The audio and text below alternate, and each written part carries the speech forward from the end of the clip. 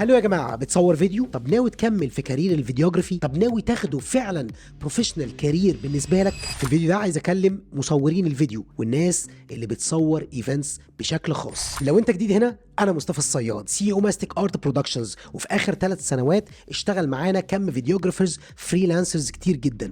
جمعت لكم اكتر 5 اخطاء وقعوا كلهم فيها وما زالوا بيقعوا فيها لحد النهارده. شوف الفيديو ده، اعمل له سيف، اعمل له شير مع اصحابك لو انت شغال في مجال الفيديوجرافي او لو ناوي تكمل في مجال الفيديوجرافي ككارير بالنسبه لك، علشان ما تقعش انت كمان في الاخطاء دي. اول خطأ هكلمكم عليه ان معظم مصورين الايفنتس بيبدأ او بيشتغل بالجيمبل، فقط الجيمبل، وغير الجيمبل ما بيعرفش يشتغل. الحاجة التانية، معظم الناس اللي بتصور ايفنتس في مصر ما بيصوروش 4K، كلهم بيصوروا فول اتش دي، وده يمكن علشان اللاك اوف سلو موشن في ال 4K، لان معظم الناس بتشتغل بالاي 7 III. الحاجه الثالثه اللي عايز اكلمكم فيها، معظم مصورين الايفنتس ما بيعرفش يستخدم الاس لوج 3 وما يقدرش يشوت على الاس لوج 3.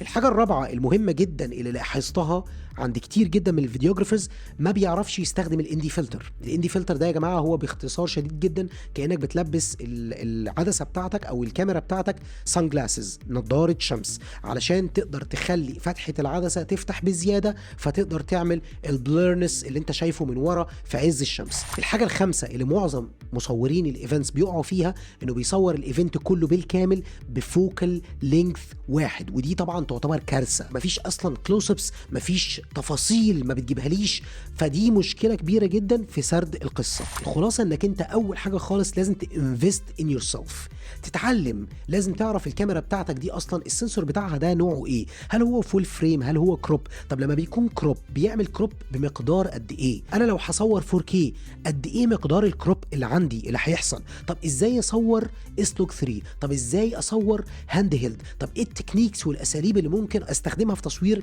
الهاند هيلد؟ طب ايه اللي ممكن يديني تنوع في اللقطات؟ طب شكل الكادرات بتاعتي عامله ازاي؟